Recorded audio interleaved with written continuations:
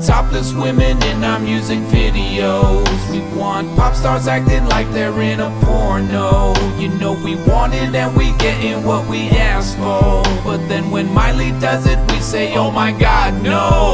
Why she acting like a hoe? This is so wrong, we all object. Where did she get the idea to act like a sexual object? I suspect she is on drugs, I think she's losing her mind. Did you see her shaking her ass on TV singing Blurred Lines? Which is such a wholesome song, I can't believe she ruined it. Her slutty moves made Robin Thicke look misogynistic. What a bitch, makes me sick. Doesn't she have ethics? How dare she try to use sex to sell pop music? We want topless women in our music videos. We want pop stars acting like they're in a porno. You know we want it and we getting what we asked for. But then when Miley does it, we say, oh my god, no. The line's no longer blurred, you crossed it and upset the nation. Don't get us wrong, we're super cool with objectification, but it's hard to watch you play that part, we've known you for too long. So please go back to singing the Hannah Montana theme song. And we'll go back to watching others do exactly what you did. And we won't be offended cause we cannot picture them as kids. And we'll be cool with videos of women prancing around naked. And it won't be sexist as long as the song is a #1 hit. We want topless women in our music videos. We want pop stars acting like they're in a porno. You know we want it and we getting what we asked for. But then when Miley does it, we say, oh my god, no. Miley, oh Miley, you're upsetting everybody by acting so slutty.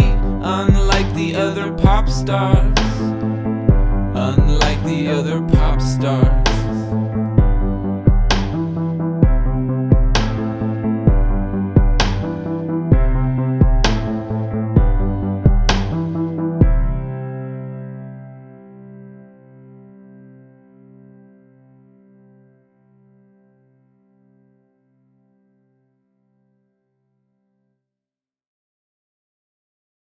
There's this whole notion that women love the bad boy, but it's more the guy who has ambition and who's a bit of a risk taker and who isn't afraid to speak his mind.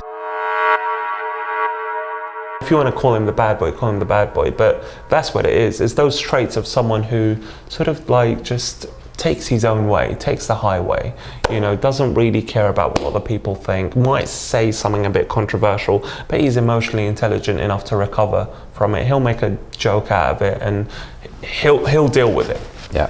And I know exactly what you're talking about. First thing we get guys to do when I'm teaching is to get him to disagree with the first thing. So we give him this line about guess where she's from, or it's either nationality or states maybe in America, nationality, occupation or hobby. So you get a lot of girls on the Santa Monica Boulevard in LA where they've got their yoga mats, they've got their you're talking about down at 3rd Street, yeah? Yeah, down on 3rd Street. A million yoga schools all around there. Yeah. Exactly. And it's this thing, you know, you're walking around with a yoga mat. So imagine you saw a girl on 3rd Street. We want to make a comment about her that would be wrong. Yes. That's a good way of putting it. We want to make a wrong comment about her. So I would say how many girls that are walking around in LA on 3rd Street would be, say, from a French city, let's say south of France, let's say Marseille, right? So, I mean, 0.001% chance of that happening. So there's a real good chance that I'm going to get this wrong, and I want that to be the case. So I'm like, you look like you're from the south of France, not even the north. Because even if she is from France, there's a good chance of me getting this wrong. And the reason why I want to get that wrong is because I want to cause a bit of controversy, and that what instigates attraction. Because the first thing we do is capture him with our stop, with giving them a compliment, a very easygoing compliment. And the next thing we want to do is get into attraction, which is this fiery, spicy conversation. Yeah. I call it having a spicy few moments that makes her go, who the hell is this guy?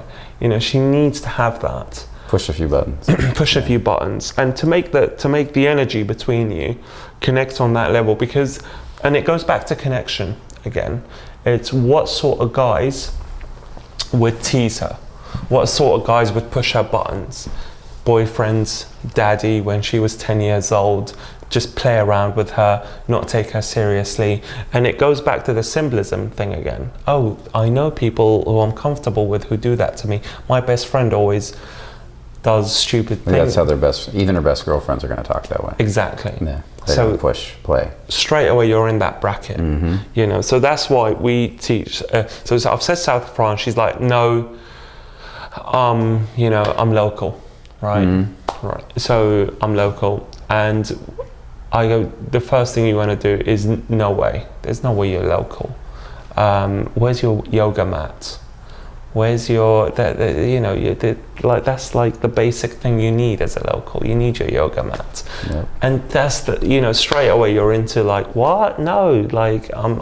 So the way we call that is we just say creating a little tension. Exactly. And we need to get everything. A good conversation has some tension in it, at least when you're meeting somebody for the first time. Exactly. And that tension opens that doorway. So, exactly. yeah. And the symbolism of that is people who are willing to disagree with her, willing to tease her like she is their best mate. And that, ironically enough, what we have something called just normal conversation, because we want that to be a part of it as well. You've got to have to be able to have a normal conversation too.